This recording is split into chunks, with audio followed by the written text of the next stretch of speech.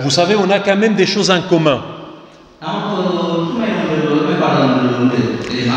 Bon, comme vous entendez déjà, je ne suis pas français, né en France. Je suis né à l'étranger. Et je suis venu, comme peut-être la plupart d'entre vous ici, je suis venu en France en 2000.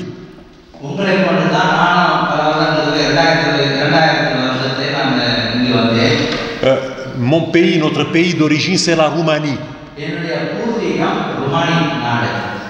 Et quand nous sommes arrivés en 2000, j'ai été pasteur à l'époque pour un groupe roumain ici.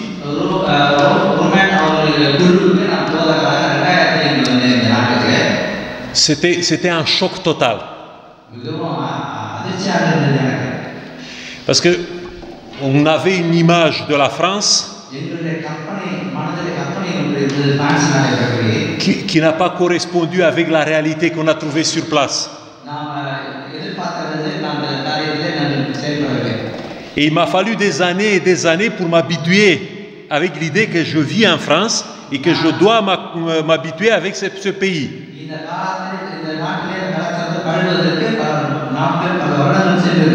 Et surtout avec l'église adventiste en France. Parce que dans mon pays, c'était l'église adventiste roumaine. Bon, il y avait quelques croyants adventistes qui étaient d'origine hongroise, mais qui étaient dans l'ouest du pays.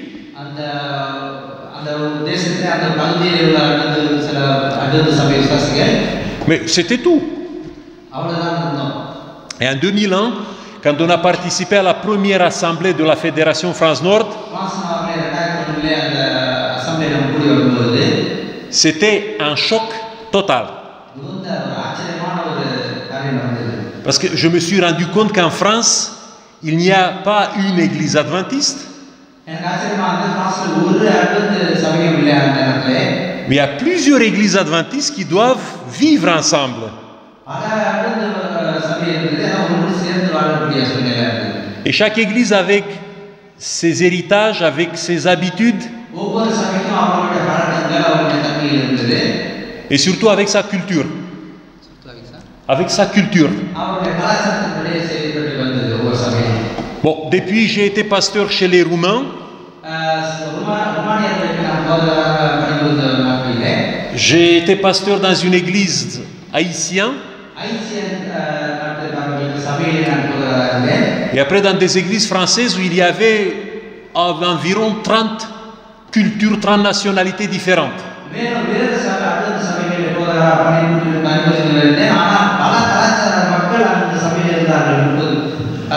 Et aujourd'hui c'est un grand événement parce que je suis dans une église tamoule.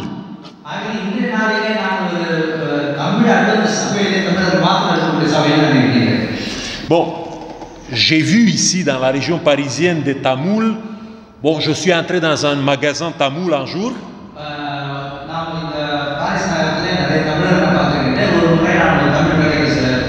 Et comme j'aime les poissons, j'ai acheté des petits poissons comme ça salés. C'était très bon.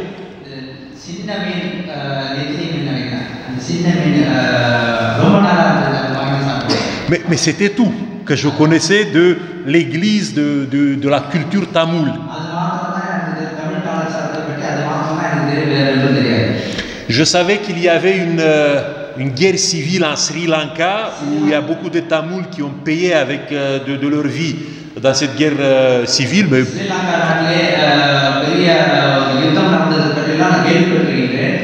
Et je me réjouis aujourd'hui de vous connaître un peu plus de près.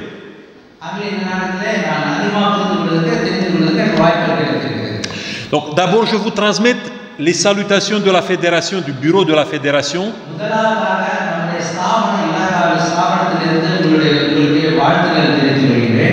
Et aussi d'une autre église qui se trouve dans la région parisienne où je suis le pasteur. C'est l'église de Neuilly-sur-Seine. Vous avez peut-être entendu de cette église. C'est là-bas qu'on a 35 nationalités. On n'a pas de Tamoul encore. Mais on les attend de venir dans cette église. Ok.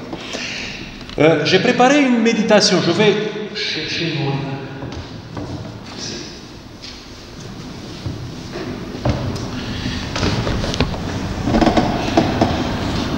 Ok, je ne sais pas si...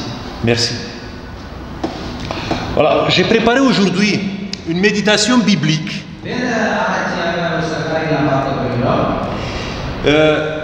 Avec une question. Une question que je crois tous les chrétiens aujourd'hui se posent.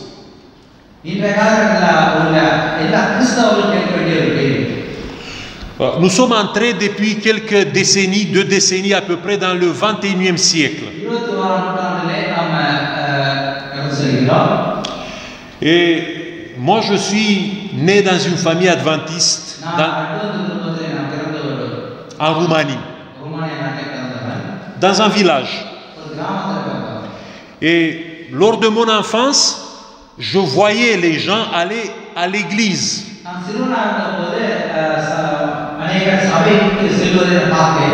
Presque tous les adventistes du village allaient le samedi à leur église.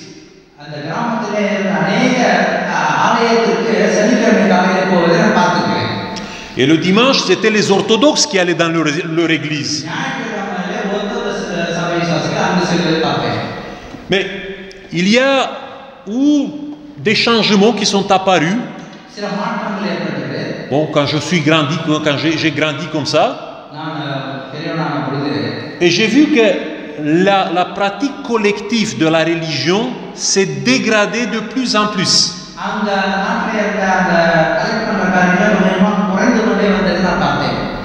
Aujourd'hui, dans mon village, quand je vais là-bas, pendant les vacances, je vois que presque la moitié des adventistes vont à l'église. Et la moitié reste à la maison. Même si l'église se trouve juste à côté.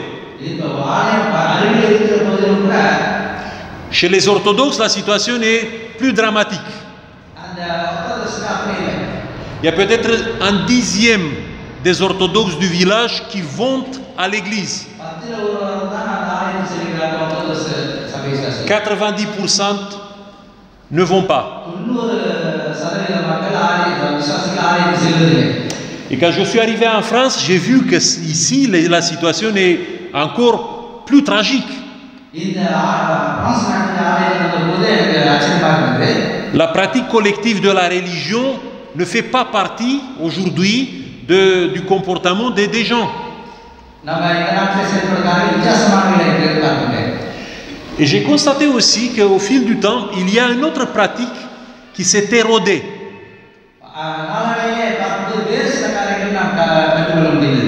La pratique individuelle de la religion. Il y a de moins en moins de croyants qui prient chaque jour. Comment? C'est bon? Il y a de moins en moins de croyants qui lisent la Bible chaque jour. Et bien sûr, on se pose la question, mais qu'est-ce qui se passe dans notre monde? Est-ce qu'on est toujours attaché à la spiritualité, à Dieu ou non?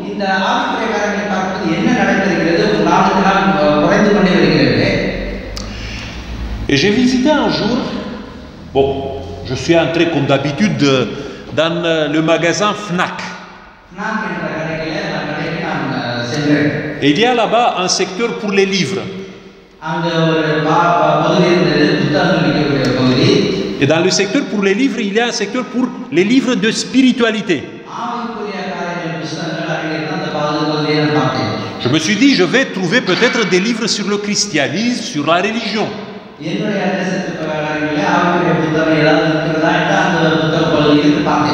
Mais j'ai trouvé des livres sur le spiritisme,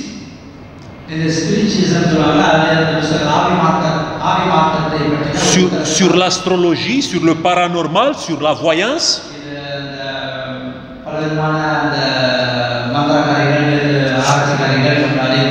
sur la sorcellerie, mais très peu de choses sur Dieu, du christianisme ou sur les autres religions. ஆகிலும் கிறிஸ்தவ தேவனை பற்றியும் ஆண்டவரை பற்றிய புத்தகங்கள் வெகு குறைவாக இருக்கிறது பார்த்தேன். Il y a un écrivain français qui dit que la spiritualité est forte aujourd'hui. ஒரு எழுத்தாளர் கிறிஸ்தவ எழுத்தாளர் சொல்ற இந்த ஆவிமாக்கம் பொழுது அதிகமாக வளர்ந்து கொண்டிருக்கிறது. Mais cette spiritualité est composée de la croyance à l'état sauvage. வேறு விதமாக அந்த காரியங்கள் வேறு விதமாக நடைபெறுகிறது பார்க்க முடிகிறது. Parce que cette croyance à l'état sauvage, c'est la croyance qui se base sur les superstitions. இந்த அபாடமிட்டிஸ் என்ன சொல்றாங்க? Oui. Les gens cherchent plutôt des émotions fortes qui ne viennent pas ni de la Bible, ni des autres religions qui sont quand même posées. Mais on cherche des réponses dans toutes sortes de choses qui tiennent à l'astrologie, au paranormal, à la sorcellerie.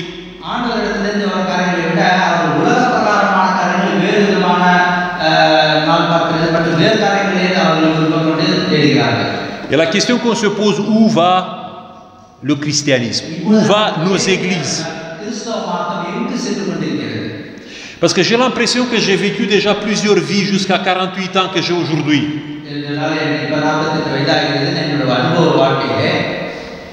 Une vie jusqu'à l'adolescence, une vie jusqu'au moment du mariage, une vie après mon départ en France,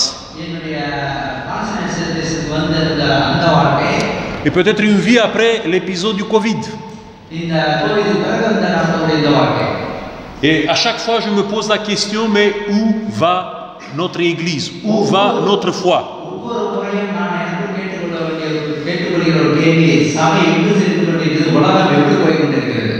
Si vous regardez la situation de l'adventisme en France,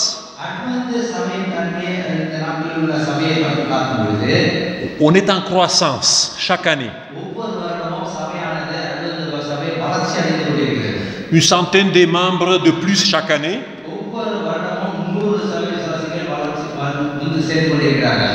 On peut se réjouir. Mais quand vous regardez de près, cette croissance de l'Église a deux piliers. Il y a la migration intérieure et extérieure. Et vous êtes la preuve. Moi, je suis la preuve aussi. Je suis un adventiste arrivé en France par la migration.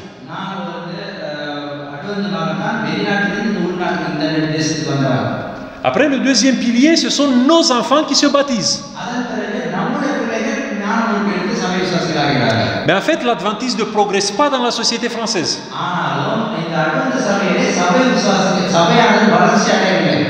Quand vous regardez les Français qui sont dans les églises adventistes en France, ils sont en chute libre. Et quand même, ils sont la quasi-majorité, on peut dire. Il y a des dizaines de millions de Français qui n'ont jamais entendu de ce que c'est l'église adventiste.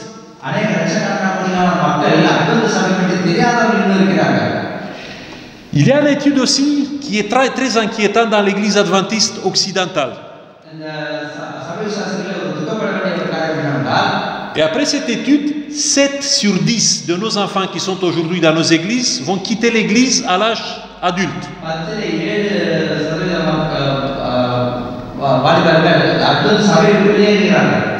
Peut-être c'est pas encore le cas dans votre église. Mais vous serez de plus en plus sécularisés dans les années à venir. Et vous vivrez la même situation comme dans les églises françaises. Et quand je vois aujourd'hui dans l'église de nuit tous ces jeunes qui sont,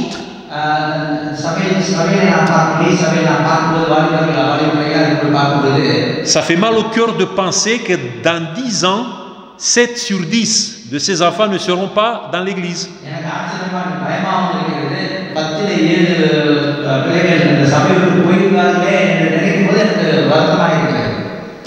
Après, je regarde mes collègues, le corps pastoral.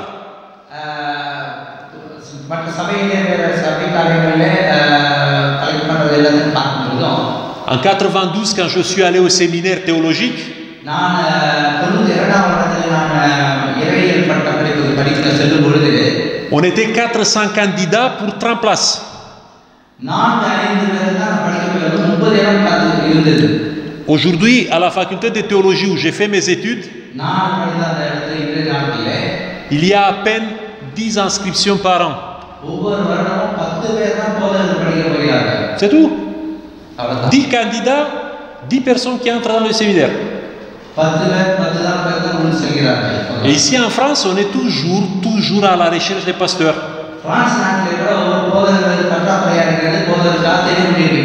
L'année dernière, on a perdu 4 pasteurs. On a perdu 4 pasteurs qui ne sont pas partis à la retraite. Après, quand les étudiants de collège, de séminaire viennent,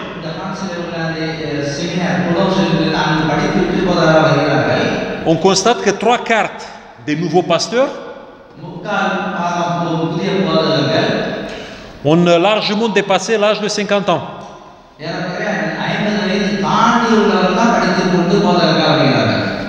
Il n'y a pas de jeunes. Et voilà pourquoi ma question, quel avenir pour notre Église en France? Où on trouve la solution?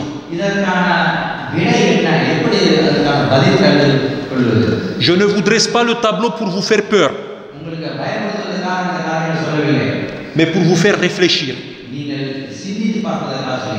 Quel modèle on adopte pour le 21e siècle, ici, chez vous, et dans toutes les églises adventistes?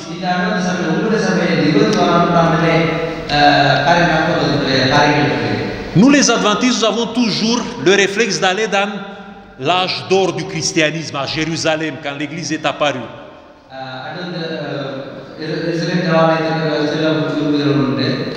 Et l'église idéale que nous rêvons tous, c'est une église qui est formée des repas fraternels, si c'est possible chaque samedi, ou peut-être il y a certains parmi nous qui rêvent qu'un jour on va créer une sorte de communauté de kibbutz. Vous connaissez le terme kibbutz? Kibbutz, c'était une communauté que les Juifs ont inventée,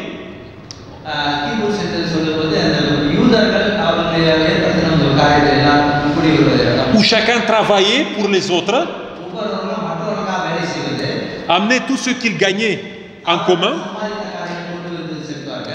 et après on distribuait en fonction des besoins aux autres.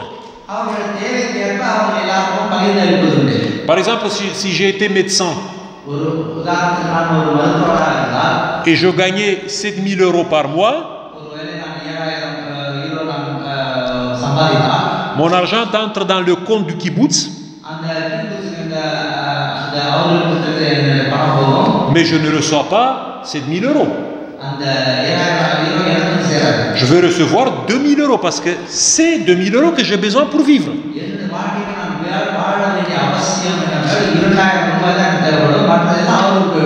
Et les 5 000 € vont aller se répartir aux autres qui ne gagnent pas autant que moi,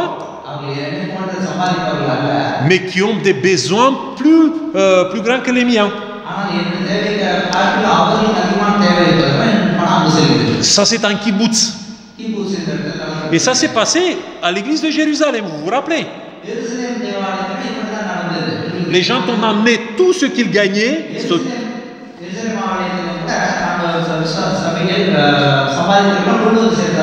Ils ont fait un pot commun et on a réparti aux autres.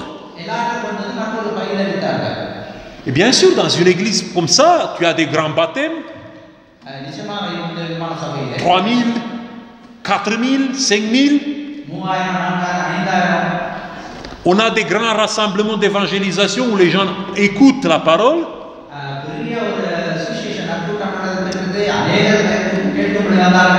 Et ça marche à merveille. Si on peut reproduire ça dans nos églises, ça sera parfait. Mais derrière ça, On voit dans le livre des Actes des Apôtres une autre image qui commence à se profiler. Parce que nous ne vivons pas dans le ciel, nous vivons sur la terre. Et très bientôt dans l'église chrétienne, on a un premier scandale. C'est le scandale Ananias et Saphira, vous vous rappelez?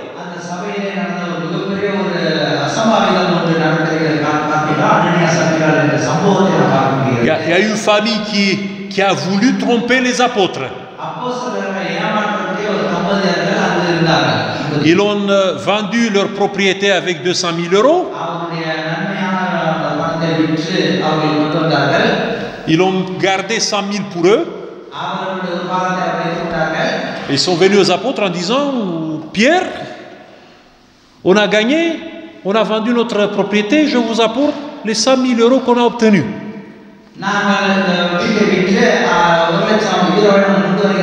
Et ça s'est mal terminé pour leur mensonge. Et l'église a commencé à être petit à petit divisée.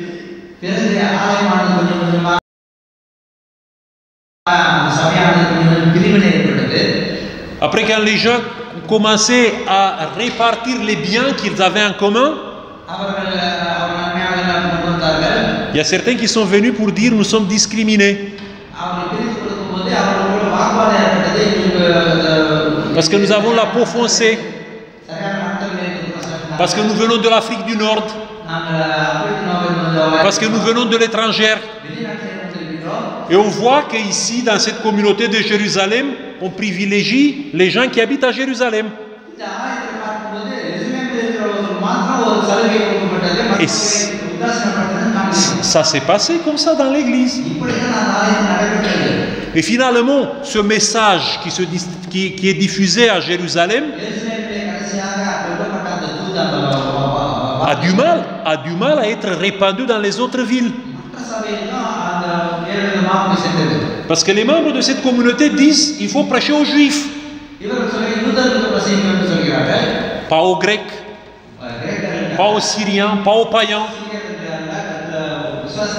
Ça ne nous intéresse pas, qu'est-ce qui va se passer avec eux. Il faut amener des Juifs.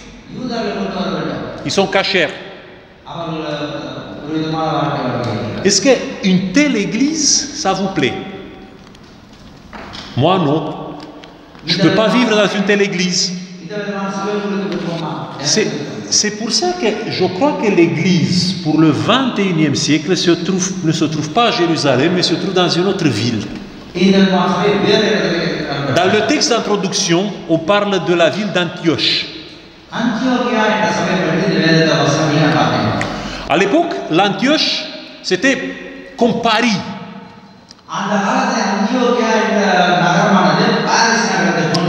Il y avait Rome, la plus grande ville du monde. Il y avait Alexandrie en Égypte. Et sur la côte de la Turquie d'aujourd'hui se trouvait cette Antioche.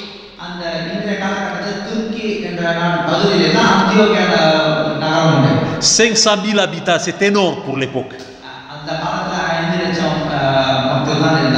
Le monde avait 80 millions d'habitants. Et seulement 500, il y avait 500 000 qui se trouvaient seulement à Antioche. Dans cette ville d'Antioche, il y avait toutes les cultures qui ont été ramassées là-bas.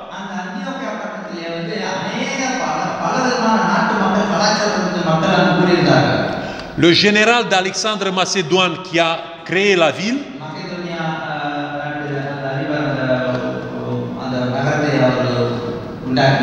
il a dit toutes les personnes qui viennent s'installer ici seront citoyens.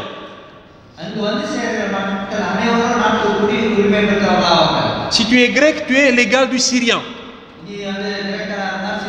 Tu es l'égal aussi du Juif. Tous les gens qui viennent s'installer ici peuvent avoir le droit de citoyen.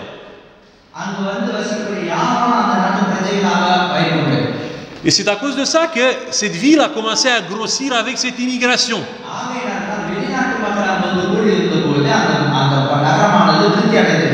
Quand vous vous baladez dans la région parisienne, vous voyez la même chose.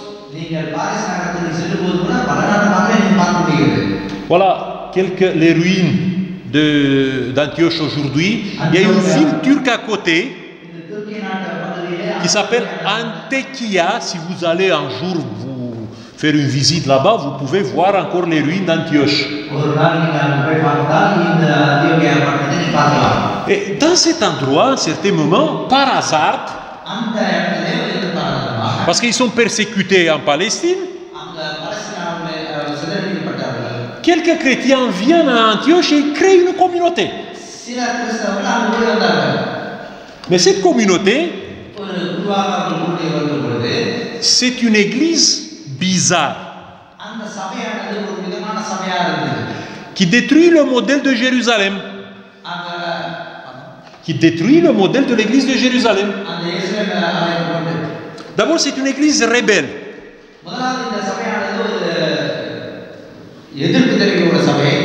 La conférence générale de Jérusalem disait qu'il fallait prêcher l'évangile aux Juifs.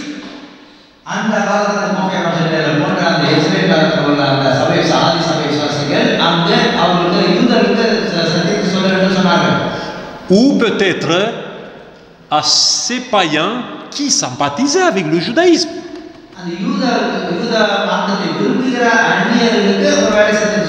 Mais pas directement aux païens. Il fallait d'abord d'amener les païens de devenir juifs, d'aimer le judaïsme, faire les rites de purification, se circoncire même, et après on leur parle de Jésus. Mais pas avant. Mais à Antioche, on prêche aux païens. Et quand les païens viennent dans l'église, on les considère comme des frères et des sœurs. Et cette église persiste dans cette tradition maintenant. Et ça fait du bruit. Et on envoie un commissaire, un lévite de Chypre qui s'appelle Barnabas. Il arrive là-bas et il est contaminé par l'église d'Antioche.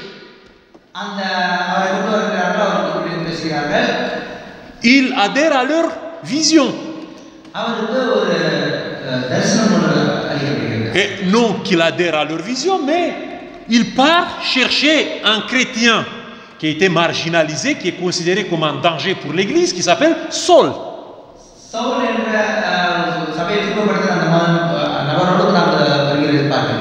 À Jérusalem, Saul, c'est un infiltré. Un infiltré. Il est vu comme un espion.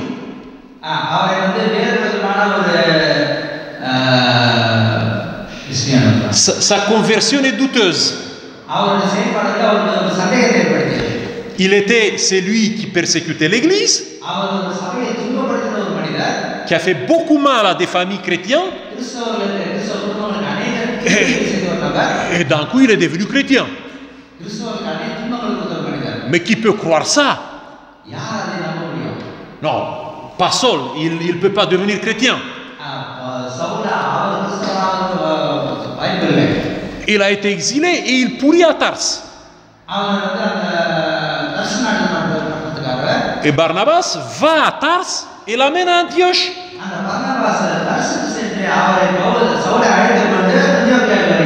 Et voilà déjà la différence entre Jérusalem et Antioche.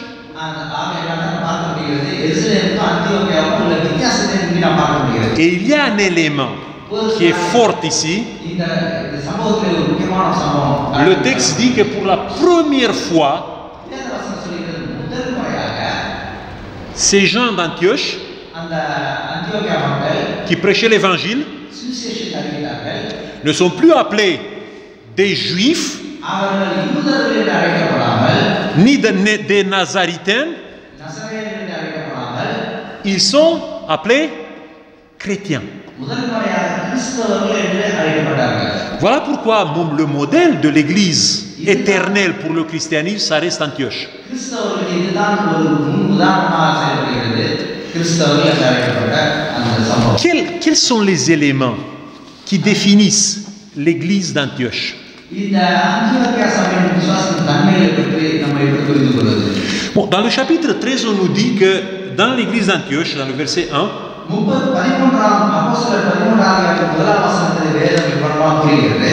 il y avait des prophètes et des docteurs.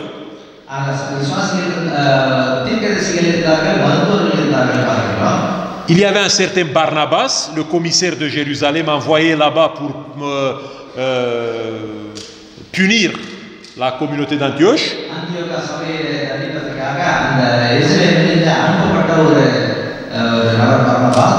Il y a un certain Simeon appelé Niger. Niger, ça veut dire le noir, c'est lui avec la peau foncée.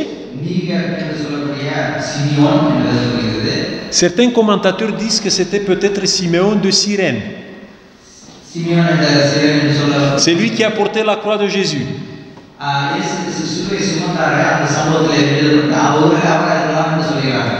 Après, c'est un autre, Lucius de Cyrène.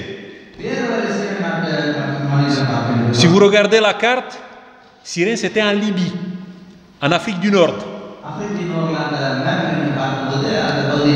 Antioche se trouve en Turquie, en Asie. Après, avec eux, c'était un certain Manaen qui était un autre fonctionnaire qui a été élevé avec le Hérode le tétrarque.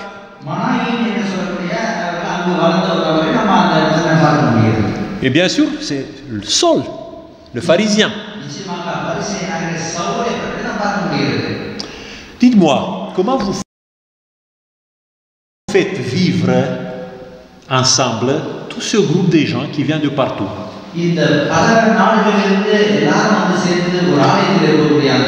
Avec des personnalités fortes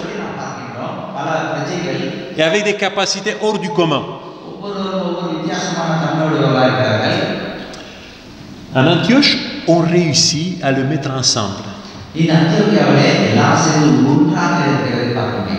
Vous savez, c'est très difficile de faire vivre une communauté comme la vôtre, ou comme la mienne.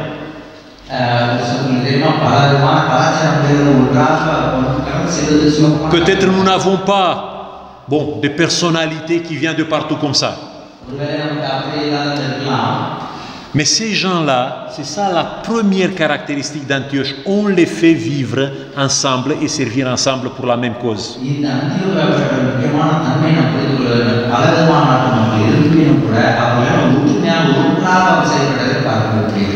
Vous savez, parfois on dit que nos églises ne progressent pas parce que les gens sont médiocres.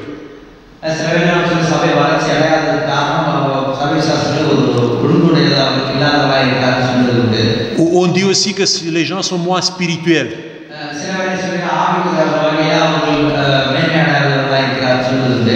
Mais ce qui fracasse nos églises, c'est l'orgueil personnel. Et à cause de l'orgueil personnel, des fois, on ne peut pas travailler ensemble. Même si individuellement, nous sommes tous brillants dans ce que nous faisons. Et le premier élément que Antioche réussit, c'est de faire vivre, travailler ensemble tous ces gens brillants qui sont dans cette communauté.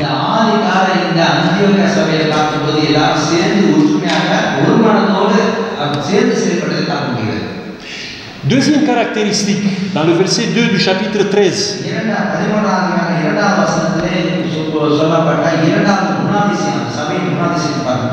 On nous dit que cette église d'Antioche veut faire la mission.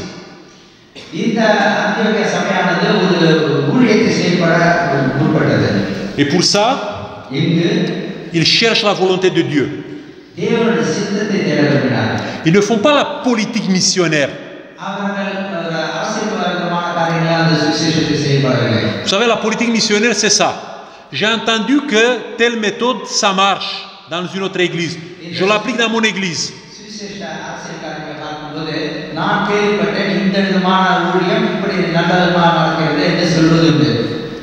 Mais je n'ai pas le discernement. Je ne me pose pas la question, est-ce que c'est vrai, c'est la volonté de Dieu ou pas? ஆண்டவர் சித்தமானதா என்று நான் சிந்திப்பதில்லை சில வேளைகளில். Je vous donne un exemple. ஒரு உதாரணத்தை சொல்கிறேன்.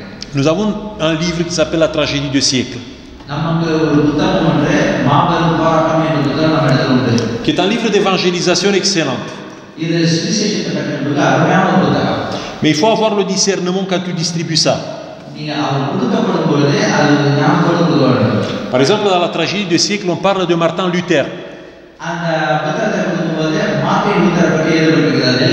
Et vous devez savoir une chose, que pour les Juifs, Martin Luther, c'est pire que la peste. ஒரு காரியம் ஞாபகம் வைத்துக் கொள்ள வேண்டும். யூதர்களுக்கு மார்ட்டின் லூத்தர் என்பது ஒரு கொலை நோய் போன்று அவர்களுக்கு. Parce que l'antisémitisme allemand, qui a mené à la Shoah, à l'anéantissement du peuple juif,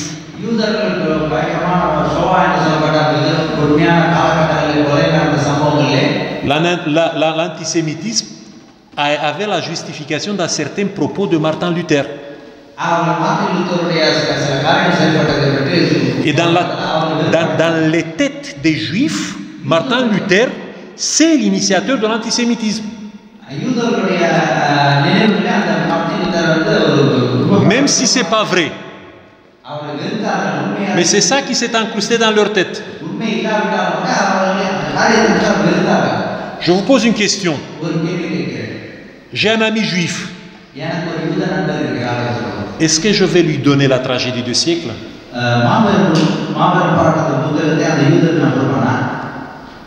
Je crois que non. Et vous savez pourquoi? Parce qu'au lieu de l'aider à avancer vers Dieu, quand il va lire dans la tragédie du siècle tout ce qu'on écrit sur Martin Luther, peut-être il va se fermer sur lui-même. C'est pour ça que je préfère d'aller en connaissance de cause dans sa situation, lui donner quelque chose qui peut lui ouvrir la voie vers Dieu.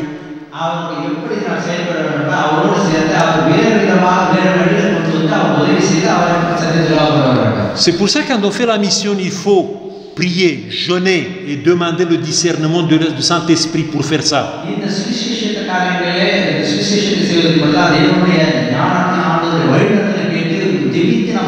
Tu ne peux pas donner la même nourriture à tout le monde.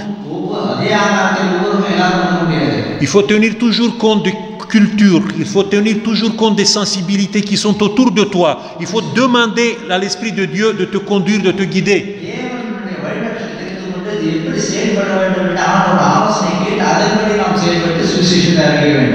Pas faire la politique missionnaire.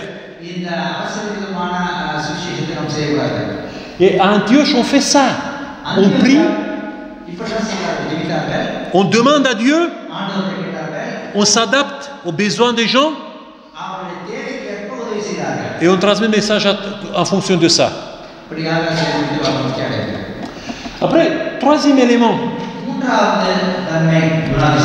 La première manifestation de la foi en Antioche, c'est la générosité. Vous avez entendu ce qui s'est passé quand ils l'ont appris qu'en Palestine, il y avait la famine.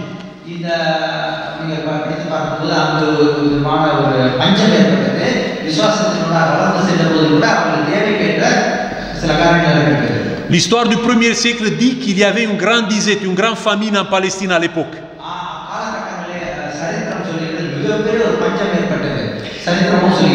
Et leurs frères de Jérusalem ne l'aimaient pas.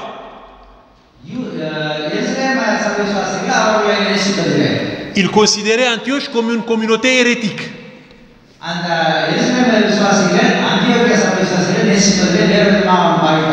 Comment vous traitez les gens qui ne vous aiment pas?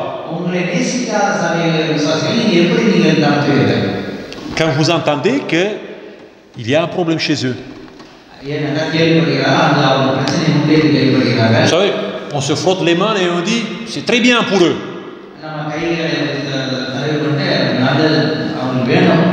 Mais en Antioche, ils n'ont pas fait ça. Il n'y avait pas encore la famine à Jérusalem. Un prophète vient dire aux Antiochiens, il y aura une famine en Palestine.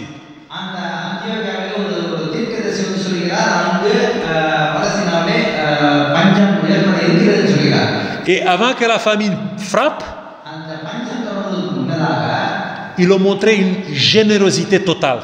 அதற்கு முன்னதாக மனப்பூர்வமாக கொடுக்கக்கூடியவர்கள் இருக்க வேண்டும். Faire de la générosité la manifestation de la foi principale, விசுவாசத்தின் அடிப்படையிலே மனப்பூர்வமாக கொடுக்கிறவர்களாக இருக்க வேண்டும். c'est le troisième élément d'Antioche. இந்த அந்தியோக்கியாவின் குணாதிசயங்களில் மூன்றாவது குணாதிசயம் இதுதான். Et le quatrième, நான்காவது தன்மை. est-ce que vous savez quelle était la prédication principale à Antioche? அந்தியோக்கியாவில் கூறப்பட்ட சுவிசேஷத்தின் முக்கியமான பகுதி என்ன தெரியுமா? On ne nous dit rien dans les actes des apôtres. Mais il y a quelqu'un qui a grandi dans sa foi à Antioche, qui s'appelle Paul. Et 1 Corinthiens chapitre 15, il écrivait aux Corinthiens une chose. Je vous ai enseigné avant tout, le verset 3 et 4. Donc je vous ai enseigné avant tout comme je l'avais aussi reçu.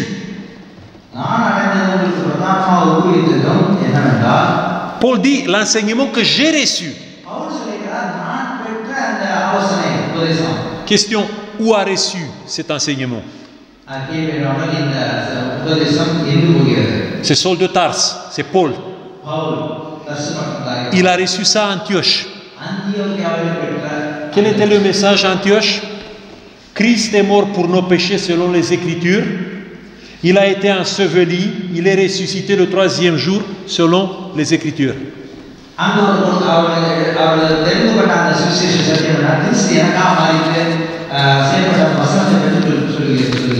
Le message central à Antioche, c'était ça. Christ, Christ, Christ.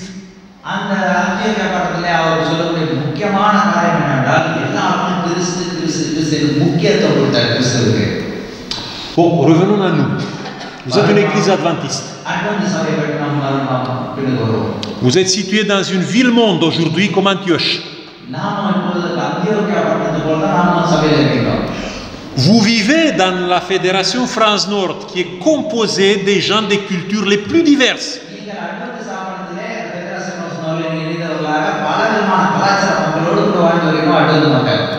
Il y a beaucoup de bizarres chez nous, en Fédération France Nord. Faites comme ça un petit voyage dans cette période de vacances dans toutes les églises de la région parisienne et racontez votre expérience après. On est une communauté, on a partout des gens qui ont des communautés très riches en personnalités fortes.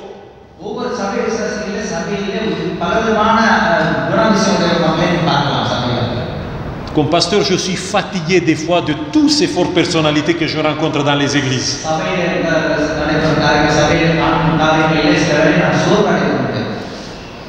Je me réjouis parce qu'il y a des personnalités fortes. Mais c'est toujours un défi de les faire travailler ensemble. Et cette église qu'on a, adventiste qu'on a aujourd'hui en France, est taxée comme une église à part.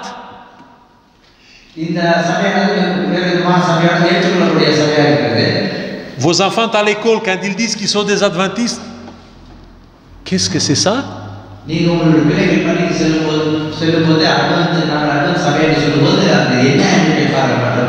Et certains qui ont une certaine connaissance disent: ah bon, ça c'est une secte. On est dans la même situation comme en Antioche. La question, comment je peux transformer mon église adventiste dans une nouvelle Antioche?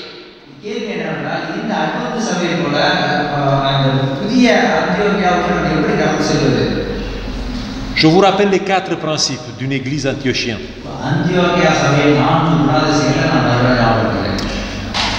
On est tous des personnalités différentes. Mais nous avons tous la même direction. Nous avons tous le même Christ. Et nous avons tous le même objectif. நாம் ஒரே நோக்கம் உண்டு. Il faut à un moment donné comprendre que l'orgueil personnel doit passer en derrière. நமக்குள் இருக்கக்கூடிய அகந்தை அந்த பெருமை அவையில் நீக்கப்பட வேண்டும். Et que si nous voulons avancer, il faut s'intégrer tous dans la même direction. நாம் ஒன்றுபட்டு செயல்பட வேண்டும் என்றால் நாம் நோக்கத்தோடு செயல்பட வேண்டும். Deuxième chose, il faut qu'on commence à penser à la mission véritable en France.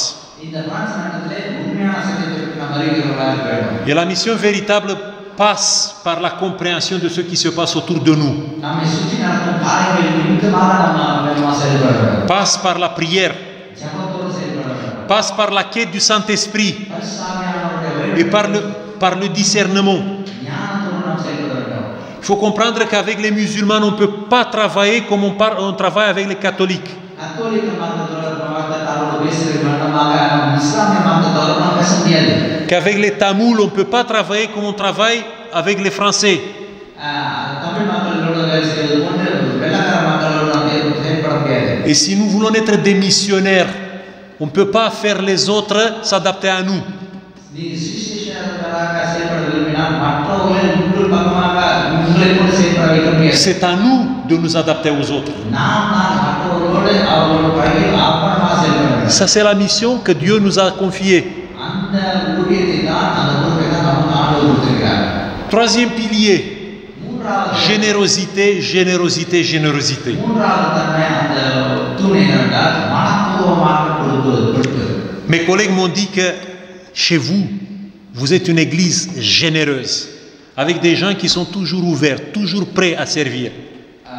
சபை விசுவாசிகள் மனப்பூர்வமாக கொடுக்கிறவர்களாக இருக்கிறார்கள். Ça, c'est une force que vous devez mettre comme ça de plus en plus en évidence. நீங்கள் அதிகமாக ஆண்டவருக்காக நீங்கள் கொடுக்கிறவர்களாக இருக்க வேண்டும். Les gens aujourd'hui veulent voir comment vous vivez, மற்றவர்கள் நீங்கள் எப்படி வாழ்கிறீர்கள் என்று பார்க்க விரும்புகிறார்கள். plutôt que ce que vous croyez.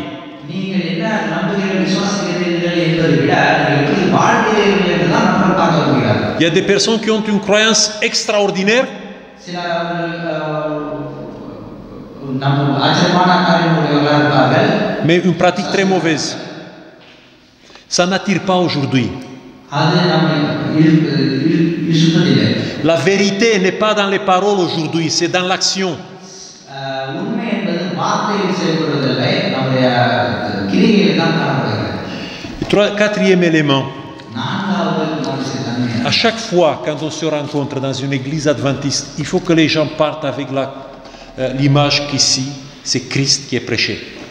ஒவ்வொரு முறை ஆலயத்துக்குள் நாம் செல்லப்படும் போது கிறிஸ்துவால் அறிவிக்கப்பட்ட அந்த மகிழ்ச்சியோடு நாம் கடந்து செல்ல வேண்டும். Prêcher Christ lié à toutes les vérités fondamentales que nous avons. நாம் இருக்கக்கூடிய எல்லா விதமான உபதேச அடிப்படையில் கிறிஸ்துவே மையமாக இருக்க வேண்டும். Christ dans les relations de famille. கிறிஸ்துவான நம்முடைய குடும்பத்தில் மையமாக இருக்க வேண்டும். Christ dans le sabbat. ஒரு நாளிலே கிறிஸ்து மையமாக இருக்க வேண்டும். Christ dans le mode de vie. நம்முடைய வாழ்க்கையை கிறிஸ்து முதலிடம் பெற Il ne faut pas sortir d'ici en disant « Ah, les adventistes, ce sont des gens qui ne mangent pas du cochon. »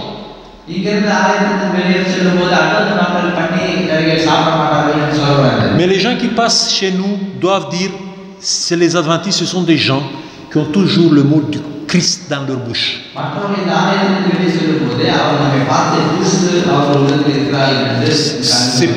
C'est pour ça qu'à Antioche, on les a nommés Christianos. Ça veut dire chrétien. Voilà, c'est ça que je vous souhaite. Que l'église de Villeneuve sur Saint-Georges, l'église de Villeneuve-Saint-Georges ne s'appelle plus ni église tamoul, ni église adventiste, mais ici c'est la nouvelle Antioche que Dieu va créer. இது அட்வென்ட் சபை என்று சொல்வதை விட இது வீனஸ் சபை சொல்றதை விட தேவனுடைய அந்தியோக்கியா சபை என்று சொல்ல அந்த குணாதிசயங்களாக நாம் செயல்பட வேண்டும். Que Dieu vous bénisse et qu'il fait apparaître ça comme une réalité forte ici dans cette église. இந்த சபை அந்த குணாதிசயத்தை செயல்பட செய்வார்கள். Amen.